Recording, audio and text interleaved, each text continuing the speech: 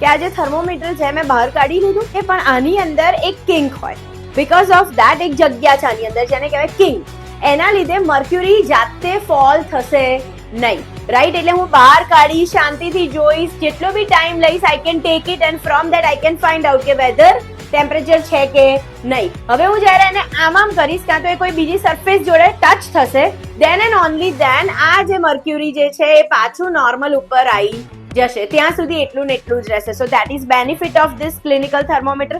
Laboratory થર્મોમીટરમાં આવી kink ના હોય. સો દેટ્સ વાય તમારી પાસે કોઈ પણ ફોર એક્ઝામ્પલ આવી રીતે કોઈ બીકર હોય, એની અંદર પાણી ભરેલું છે and you keep the thermometer. This is not laboratory. થોડુંક મોટું હોય એને આપણે મૂકીએ તો અહીંયાથી જ તમારે મેઝર કરવાનું હોય. Do you understand? એને બહાર કાઢો તો રીડિંગ આવે નહીં. So this is the basic difference between the clinical and the laboratory thermometer.